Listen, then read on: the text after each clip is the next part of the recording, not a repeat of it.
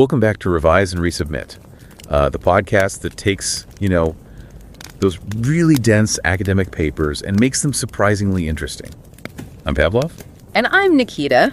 Okay, let's unpack this. Today we're doing a really fascinating academic article. Right, from the Journal of Financial Economics. That's a top-tier journal, FT50. Exactly. And reading stuff like this, it's just a good reminder, Wisdom, empathy, understanding people. You can't just optimize that stuff. It's lived. Comes from interaction. So we really, really encourage you, whether you subscribe or not, make some time to read the original article. It's thoughtfully done, open access to the links in the show notes. Yeah, and especially if you're maybe newer to academic research or starting your own journey, this paper is a fantastic example. Really rigorous work. For sure. So our mission today, let's pull out the key insights. We want to understand the surprising link between who you work with and, becoming an entrepreneur. It's pretty cool how they did it. They used data on millions, literally millions of American workers, just everyday jobs. Wow. And they looked at how these workplace social connections, they call them spillovers, in the study shape, whether someone actually goes off and starts a business. Spillovers, like the informal stuff. Knowledge, maybe inspiration. Exactly that. Seeing what's possible, learning things without a formal class, just by being around people. Okay, and the findings, this is where it gets really interesting, right? They found three main patterns. Yeah, three key things. First up, working with someone who's actually been an entrepreneur, it genuinely seems to rub off on you. It really does. The data's pretty clear. If you work alongside folks who've previously, launched young businesses, you're just significantly more likely to start one yourself down the line. How much more likely? Well, they put a number on it. If you work with a share of entrepreneurial coworkers, that's one standard deviation higher than average, which is a noticeable bump, you're about 8% more likely to start your own business in the next 5 years. 8%. Okay, Yeah. That's not insignificant. Suggests real learning or inspiration, like you said. Definitely. Just from proximity. Okay, so exposure matters. Got it. But the second finding, this one's crucial and honestly a bit surprising. These positive effects, they mostly happen within demographic groups. This is where it gets complex and, frankly, a bit concerning from an equity perspective. Because workplaces, they bring diverse people together. Right. But these entrepreneurial spillovers, they aren't flowing evenly. The study found, for instance, that black workers just have way less exposure to former entrepreneurs among their colleagues compared to white workers. So the opportunity for that spillover isn't even there as much. Exactly. And even when the exposure is there, the learning seems, segregated in a way. Women seem to primarily learn from other female entrepreneurs. Who are generally less common. Really. Less common, yeah. And for black individuals, the data showed almost no measurable learning spillover from any coworkers, regardless of their race. Wow. So even in a mixed workplace, these effects can kind of reinforce existing inequalities. It seems that way. It highlights how broader societal patterns can persist, even unintentionally, within organizations. Okay, so that's a huge point. What's the third takeaway? The third one shifts focus a bit. It's not just about whether you start a business, but how productive or successful that business might be. So the quality of the spillover matters. Precisely. It looks like if you're just around sort of average entrepreneurial coworkers, maybe they inspire you or teach you the basics. You start a firm, but it might be, more modest. Okay. But if your coworkers were relatively successful entrepreneurs, the study suggests you pick up skills or insights that translate into better performance for your own venture. So starting companies that are maybe larger, more likely to survive. Exactly.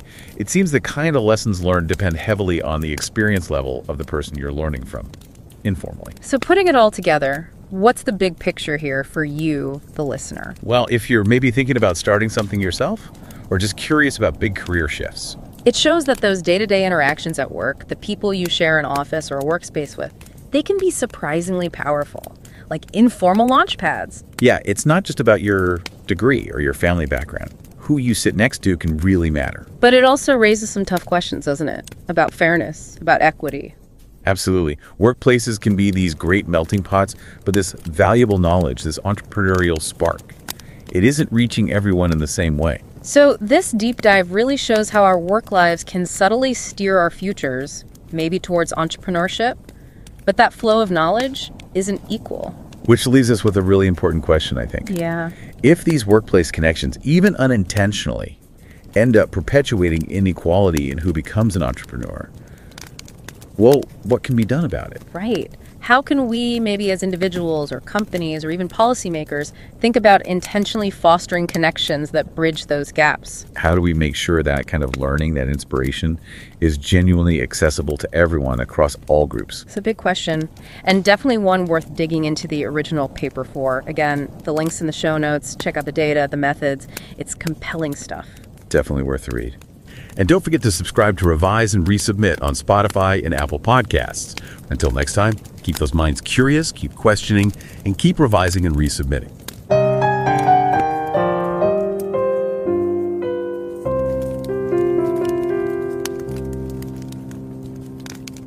Revise and রিসাবমিটে স্বাগতম। আমি Pavlov. আর আমি নিকিতা। স্বাগত। আজকে আমরা একটা বেশ interesting গবেষণা প্রবন্ধ নিয়ে কথা বলবো। বিষয়বস্তু হলো কর্মক্ষেত্রে আমাদের সহকর্মীরা, তারা কিভাবে নতুন ব্যবসা শুরু করার সিদ্ধান্তে প্রভাব ফেলে। আর শুরুতেই একটা কথা বলে রাখি, আমরা মনে করি যে কোনো কিছু গভীরভাবে পড়া বা জানা সেটা আসলে শুধু তথ্য পাওয়া নয়, এটা জ্ঞান বাড়ায়, সহানুভূতি জাগায়, মানুষকে বোঝার ক্ষমতা তৈরি করে। এগুলো তো আসলে জীবন দিয়ে অনুভব করার বিষয়। তাই আমরা সবাইকে অনুরোধ করব এই আলোচনা শোনার পাশাপাশি একটু সময় বের করে মূল প্রবন্ধটা পড়তে। এটা কিন্তু ফিন্যান্সের একটা সেরা journal of financial economics, FT50 তালিকাভুক্ত। আর সবচেয়ে বড় কথা, এটা ওপেন অ্যাক্সেস, মানে বিনামূল্যে পড়া যাবে। লিঙ্কটা শো নোটসে দেওয়া আছে। একদম ঠিক। আর আজকের আলোচনাটা আমার মনে হয় বিশেষ করে তাদের জন্য খুব কাজের হবে যারা একাডেমিক গবেষণার জগতে নতুন বা হয়তো নিজের গবেষণা শুরু করার কথা ভাবছেন। আমরা চেষ্টা করব প্রবন্ধটার মূল ফাইন্ডিংসগুলো সহজ করে তুলে ধরতে। তাহলে চলুন শুরু করি। আচ্ছা, এই গবেষণার একদম গোড়ার প্রশ্নটা কি ছিল, মানে কি জানতে চাওয়া হয়েছে? মূল প্রশ্নটা ছিল যে কর্মক্ষেত্রের যে সামাজিক যোগাযোগ, মানে সহকর্মীদের সাথে মেলামেশা, সেটা সাধারণ মানুষের উদ্যোক্তা হওয়ার পথকে কিভাবে প্রভাবিত করে। আচ্ছা, আর গবেষক এটা বোঝার জন্য কি ধরনের তথ্য ব্যবহার করেছেন? এখানে আমেরিকার লক্ষ লক্ষ কর্মীর ওপর করা একটা বিশাল তথ্যভাণ্ডার ব্যবহার করা হয়েছে, মানে US সেন্সাস ব্যুরোর LHD আর LBD ডেটা। ওহ, বিশাল ডেটা। হ্যাঁ, এতে কর্মীদের চাকরির খুব বিস্তারিত ইতিহাস থাকে। আর গবেষক এটার মাধ্যমে শুধু যে ভেঞ্চার ক্যাপিটাল পাওয়া টেক স্টার্টআপ তা নয়, বরং আমাদের প্রতিদিনের জীবনে যে উদ্যোক্তাদের দেখি, ধরুন রেস্তোরাঁ খোলা বা ছোট দোকান দেওয়া, এই সব ধরনের উদ্যোগকে বিশ্লেষণ করেছেন। ইন্টারেস্টিং। তাহলে মূল ফলাফল কি পাওয়া গেল, মানে প্রধান ফাইন্ডিংসগুলো কি? মূলত 3টে প্রধান ফাইন্ডিংস আছে। প্রথমটা হলো, যাদের সহকর্মীদের মধ্যে আগে ব্যবসা করার অভিজ্ঞতা আছে, মানে যারা আগে নিজেরা কোনো ব্যবসা চালিয়েছেন, তাদের সংস্পর্শে যারা আসেন তাদের নিজেদের উদ্যোক্তা হওয়ার সম্ভাবনাটা বেড়ে যায়। ও আচ্ছা, মানে অভিজ্ঞতাটা যেন ছড়িয়ে পড়ছে। ঠিক, এটাকে বলা হচ্ছে কর্মক্ষেত্রের স্পিলওভার প্রভাব, যেন জ্ঞান বা অনুপ্রেরণাটা একজনের থেকে আরেকজনের ওপর গড়িয়ে পড়ছে। আর পরিসংখ্যানটাও বেশ মজার। দেখা গেছে যদি কোনো ব্যক্তির সহকর্মীদের মধ্যে এই অভিজ্ঞতা সম্পন্নদের হার 1 স্ট্যান্ডার্ড ডেভিয়েশন বাড়ে, মানে ধরুন প্রায় 10% পয়েন্ট, তাহলে তার আগামী 5 বছরের মধ্যে উদ্যোক্তা হওয়ার সম্ভাবনা গড় সম্ভাবনার চেয়ে প্রায় 8% বেড়ে যায়। 8%? এটা তো বেশ তাৎপর্যপূর্ণ। তার মানে সহকর্মীদের দেখে শেখা বা অনুপ্রাণিত হওয়াটা আসলেই কাজ করে। কিন্তু দ্বিতীয় ফাইন্ডিংটা বোধহয় বলছে যে এই প্রভাবটা সবার জন্য সমান নয়, মানে কারা, কখন, কোথায় এটা ঘটছে সেটাও গুরুত্বপূর্ণ। একদম ঠিক। এখানেই ব্যাপারটা একটু জটিল হয়ে যায়। যদিও এই স্পিলওভার এফেক্টটা অর্থনীতির প্রায় সব সেক্টরেই দেখা যায়, কিন্তু এটা মূলত নির্দিষ্ট কিছু জনসংখ্যার মধ্যেই বেশি সীমাবদ্ধ থাকে। যেমন ধরুন, গবেষণায় দেখা গেছে নারীরা প্রধানত অন্য নারী উদ্যোক্তা সহকর্মীদের কাছ থেকেই বেশি শেখেন বা অনুপ্রেরণা পান। কিন্তু মুশকিল হলো, কর্মক্ষেত্রের নারী উদ্যোক্তা সহকর্মী পাওয়াটাই তো বেশ বিরল, তাই না? তা তো বটেই। আর অন্যদিকে কৃষ্ণাঙ্গ আমেরিকান কর্মীদের ক্ষেত্রে দেখা গেছে তারা প্রায় কোনো সহকর্মীর কাছ থেকেই উদ্যোক্তা হওয়ার শিক্ষা বা অনুপ্রেরণা পান না, সেটা সেই সহকর্মী যে বর্ণেরই হন না কেন। বলেন কি? এটা তো খুবই আশঙ্কার কথা। হ্যাঁ, আর তাদের উদ্যোক্তা সহকর্মীদের সংস্পর্শে আসার সুযোগও তুলনামূলকভাবে অনেক কম। ফলে কর্মক্ষেত্র যদিও নানান পটভূমির মানুষকে এক ছাদের তলে আনছে, এই শেখার প্রক্রিয়ার যে অসমতা, সেটার কারণে উদ্যোক্তা হওয়ার ক্ষেত্রে লিঙ্গ আর বর্ণ বৈষম্য আসলে কমছে না, বরং আরও বেড়ে যাচ্ছে। তার মানে কর্মক্ষেত্রের এই নেটওয়ার্কিং বা যোগাযোগ সংখ্যালঘুদের জন্য পথটা সহজ করার বদলে কঠিন করে তুলছে, ব্যাপারটা এরকম? হ্যাঁ, গবেষণা থেকে একটা আনুমানিক হিসাবও করা হয়েছে। যদি এই শেখার সুযোগগুলো, এই স্পিল ওভার, যদি লিঙ্গ বা বর্ণ নির্বিশেষে সবার জন্য সমান হতো, তাহলে উদ্যোক্তা হওয়ার ক্ষেত্রে লিঙ্গ বৈষম্যটা প্রায় 10% আর বর্ণ বৈষম্যটা প্রায় 5% কমে যেত। বাহ, এটা তো বিরাট একটা বিষয়।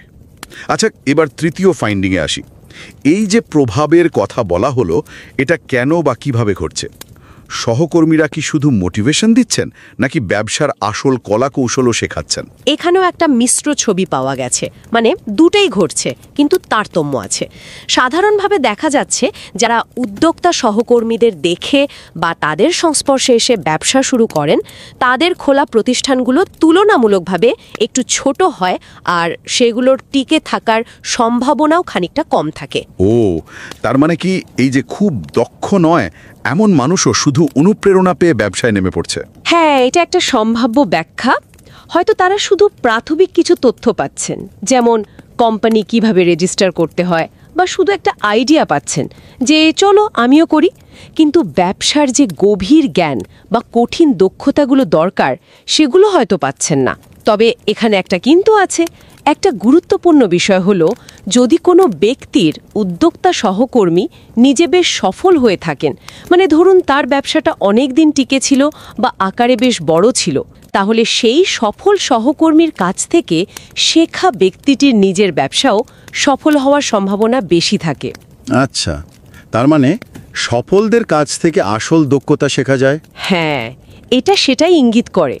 সফল উদ্যোক্তাদের কাছ থেকে সত্যিকারের কার্যকরী কৌশল বা জ্ঞান শেখা সম্ভব। কিন্তু সমস্যাটা হলো, কর্মক্ষেত্রে বেশিরভাগ উদ্যোক্তা সহকর্মী তো আর সুপারস্টার নন, তাই না? মানে গড়পড়তা সহকর্মীর কাছ থেকে হয়তো সাধারণ জ্ঞান পাওয়া যায়, কিন্তু খুব উচ্চমানের দক্ষতা পাওয়াটা কঠিন। তাহলে মোদ্দা কথা কি দাঁড়ালো? এই কর্মক্ষেত্রের সংযোগগুলো কি মূলত তথ্য পাওয়ার বাধাটা কমাচ্ছে? যেমন কিভাবে শুরু করতে হবে, কিন্তু হয়তো মূলধন জোগাড় বা ভালো ব্যবস্থাপনার মতো গভীর বিষয়গুলোতে তেমন সাহায্য করছে না? হ্যাঁ, অনেকটাই তাই। মানে গড়পড়তা সহকর্মীরা হয়তো ব্যবসার সাধারণ ধারণা দিচ্ছেন বা উদ্যোক্তা হওয়ার সুবিধা অসুবিধাগুলো বলছেন। এতে ব্যবসায় নামার যে প্রাথমিক দ্বিধা বা তথ্যের অভাব, সেটা কিছুটা কমছে। কিন্তু ধরুন খুব উন্নত ম্যানেজমেন্ট কৌশল বা কিভাবে বড় বিনিয়োগ আনতে হবে, এই ধরনের গভীর জ্ঞান বা দক্ষতা সাধারণত এভাবে ছড়াচ্ছে না। পরিষ্কার হলো ব্যাপারটা। তাহলে আজকের আলোচনা থেকে এটা বেশ স্পষ্ট যে কর্মক্ষেত্রের এই সামাজিক যোগাযোগ বা নেটওয়ার্ক উদ্যোক্তা হওয়ার ক্ষেত্রে একটা বেশ বড় ভূমিকা রাখে, কিন্তু এই সুযোগ বা প্রভাবটা সবার জন্য সমান নয়, আর এর ফলাফলটাও বেশ জটিল। মানে শুধু অনুপ্রেরণা নয়, দক্ষতার প্রশ্নটাও জড়িত। ঠিক তাই। আর এই গবেষণাটা কিন্তু কর্মক্ষেত্রে শেখার সুযোগ তৈরি করা আর বৈচিত্র্যের গুরুত্ব নিয়ে আমাদের নতুন করে ভাবতে বাধ্য করে। মানে কিভাবে আমরা আমাদের কর্মক্ষেত্রগুলোকে আরও বেশি অন্তর্ভুক্তমূলক করতে পারি, যাতে বিভিন্ন পটভূমির মানুষ সমানভাবে উদ্যোক্তা হওয়ার জন্য প্রয়োজনীয় জ্ঞান আর অনুপ্রেরণা দুটোই লাভ করতে পারে, সেটা একটা বড় প্রশ্ন। একদম। আর আবারও মনে করিয়ে দিই, এই আলোচনার আরও গভীর বিশ্লেষণ আর পুরো ছবিটা বোঝার জন্য কিন্তু মূল প্রবন্ধটা পড়া খুব জরুরি। লিঙ্ক শো নোটসে আছে, আর এটা সবার জন্য উন্মুক্ত। শেষ করার আগে একটা প্রশ্ন মনে আসছে, যেটা হয়তো সবার ভাবনার জন্য রেখে যাওয়া যায়। কর্মক্ষেত্রগুলো কিভাবে সচেতনভাবে এমন একটা পরিবেশ তৈরি করতে পারে যেখানে এই উদ্যোক্তা হওয়ার জ্ঞান বা অনুপ্রেরণাগুলো শুধু নির্দিষ্ট কিছু গোষ্ঠীর মধ্যে আটকে না থেকে সত্যি সত্যি সকলের কাছে সমানভাবে পৌঁছাতে পারে?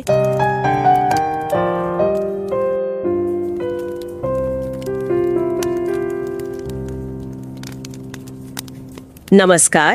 रिवाइज एंड रीसबमिट में आपका स्वागत है। मैं हूं पावलोव और मैं हूं निकिता। नमस्कार। आज हम एक बड़े दिलचस्प शोध पत्र के सार पर बात करने वाले हैं। और देखिए, हमारा मानना है कि गहराई से पढ़ना ज़रूरी है। इससे ज्ञान, सहानुभूति, मानवीय समझ, ये सब बढ़ता है। ये वो चीज़ें हैं जिन्हें आप किसी ऐप से ऑप्टिमाइज नहीं कर सकते, है ना? इन्हें जीना पड़ता है। तो एक छोटी सी गुजारिश सबसे, चाहे आप इस चैनल को सब्सक्राइब करते हो या नहीं, प्लीज़ थोड़ा सा वक्त निकाल कर ना वो ओरिजिनल रिसर्च पेपर ज़रूर पढ़िएगा। ये जर्नल ऑफ फाइनेंशियल इकोनॉमिक्स में छपा है, मतलब FT50 जर्नल है, दुनिया के टॉप जर्नल्स में से एक। और अच्छी बात यह है कि ये ओपन एक्सेस है, फ्री में अवेलेबल है सबके लिए। लिंक हमने शो नोट्स में डाल दिया है।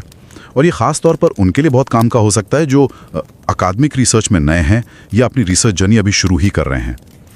तो आज का मुद्दा क्या है? सवाल ये है कि क्या आपके साथ काम करने वाले लोग, आपके कोवर्कर, आपको अपना बिजनेस शुरू करने के लिए, मतलब उद्यमी बनने के लिए इंस्पायर कर सकते हैं? हम मिलानी वाल्स्काओ की रिसर्च देख रहे हैं। लाखों अमेरिकी कर्मचारियों का डेटा है इसमें। चलिए खोलते हैं इसे, देखते हैं क्या है। जी हाँ, और इसमें जो खास बात है वो ये कि ये रिसर्च सिर्फ बड़ी टेक कंपनियों या वेंचर कैपिटल वाले स्टार्टअप्स की बात नहीं कर रही। नहीं, ये रोजमर्रा के उद्यमशीलता पर है।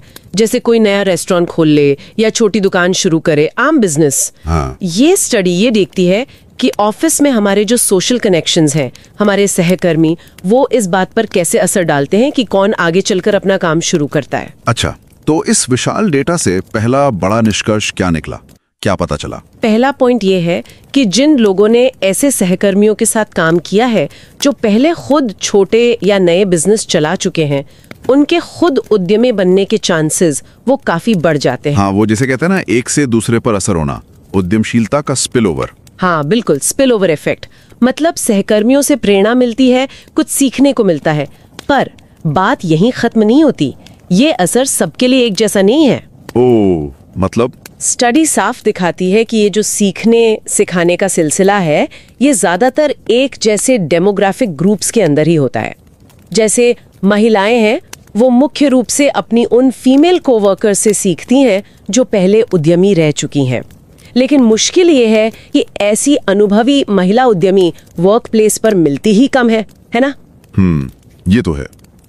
और क्या किसी खास समूह के लिए सीखना और भी मुश्किल होता है? हाँ बिल्कुल। जैसे अश्वेत अमेरिकी नागरिकों की बात करें तो उनमें ये सीखने की प्रक्रिया लगभग ना के बराबर देखी गई। अरे, ना के बराबर? ऐसा क्यों? क्या रिसर्च कुछ बताती है इस बारे में? रिसर्च सीधे सीधे क्यों का एकदम पक्का जवाब तो नहीं देती, लेकिन कुछ इशारे जरूर हैं। एक तो जैसा मैंने कहा, अनुभवी रोल मॉडल की कमी, शायद वैसे लोग कम मिलते हैं। और दूसरा, शायद जानकारी या प्रेरणा का जो लेन देन है उसमें कुछ सामाजिक रुकावटें हों, अनकही सी। अश्वेत कर्मचारियों के मामले में ये पाया गया कि उन्हें न सिर्फ ऐसे अनुभवी लोगों से मिलने का मौका कम मिलता है, बल्कि जब मिलता भी है तो भी उनसे सीखने की दर काफी कम है।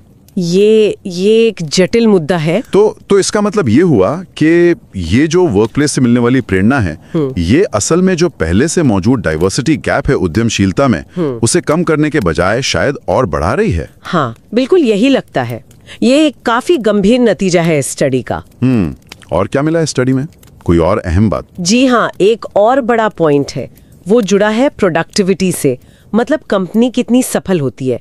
बात सिर्फ ये नहीं है कि कोई बिजनेस शुरू कर देता है, बल्कि ये भी है कि अगर किसी के उद्यमी सहकर्मी अपने पिछले बिजनेस में कामयाब रहे थे, मतलब प्रोडक्टिव थे, तो उस व्यक्ति के द्वारा शुरू की गई नई कंपनी के भी ज्यादा सफल, ज्यादा प्रोडक्टिव होने की संभावना बढ़ जाती है। अरे वाह! तो मतलब सिर्फ हौसला मिलना ही काफी नहीं है, किससे सीख मिल रही है उसकी क्वालिटी भी मैटर करती है। बिल्कुल, और इसका उल्टा भी सच है। अगर आपके सहकर्मी औसत दर्जे के उद्यमी रहे हैं ठीक ठाक से, तो वो अक्सर औसत दर्जे की ही नई फर्म शुरू करने के लिए प्रेरित करते हैं। अच्छा, ऐसा क्यों भला? शायद इसलिए क्योंकि वो बिजनेस शुरू करने की बेसिक बातें तो बता देते हैं, हौसला दे देते हैं, जिससे एंट्री आसान लगती है। लेकिन जरूरी नहीं कि वो वाले स्किल्स या वो गहरी समझ भी दे पाएं जो एक बहुत ज्यादा कामयाब कंपनी खड़ी करने के लिए चाहिए होती है। वो कोई सुपरस्टार नहीं होते हैं, वो औसत या ठीक ठाक उद्यमी होते हैं, और उनकी प्रेरणा से शायद बहुत लोग बिजनेस शुरू तो कर लेते हैं, पर वो बिजनेस भी शायद औसत ही रहता है। हाँ, काफी हद तक यही तस्वीर उभरती है। तो अगर हम पूरी पिक्चर देखें तो देखिए, वर्कप्लेस सीखने और प्रेरणा के लिए एक पावरफुल जगह हो सकती है, इसमें कोई शक नहीं। लेकिन ये स्टडी दिखाती है कि अभी जो सिस्टम है उसमें ये जगह हमारे समाज की जो आर्थिक और सामाजिक असमानताएं हैं उन्हीं को दिखाती है, और शायद उन्हें मजबूत भी करती है। सिर्फ ये काफी नहीं है कि आपके साथ कोई अनुभवी सहकर्मी काम कर रहा है। असल बात यह है कि क्या आपको वाकई सीखने का मौका मिल रहा है और आप सीख किससे रहे हैं, ये सवाल अहम है। कुल मिलाकर बात यह हुई कि उद्यमी बनना सिर्फ एक पर्सनल चॉइस या अकेले का सफर नहीं है। ये बहुत हद तक हमारे सोशल नेटवर्क, खासकर हमारे ऑफिस के माहौल और रिश्तों से जुड़ा है। जी, और यहीं से वो बड़ा सवाल उठता है कि हम इन सीखने के मौक़ों को काम की जगहों पर और ज़्यादा बराबरी का कैसे बना सकते हैं, ज़्यादा इक्विटेबल, ताकि अलग अलग बैकग्राउंड के लोगों को, सबको उद्यमशीलता के जरिए आगे बढ़ने का एक जैसा सही मौका मिल सके। बिल्कुल। श्रोताओं के लिए भी ये सोचने की बात है ना। जरा सोचिए, आपके अपने काम के अनुभव, आपके सहकर्मियों के साथ बातचीत, क्या इन्होंने आपके करियर के रास्ते या सपनों को कोई शक्ल दी है? खासकर अगर कोई ऐसा सहकर्मी रहा हो जिसने कुछ अलग, कुछ नया करने की कोशिश की हो, उनसे क्या सीखा? और हाँ, प्लीज याद रखिएगा, वो ओरिजिनल रिसर्च पेपर जरूर पढ़िए, आपको और भी बहुत कुछ सोचने को मिलेगा।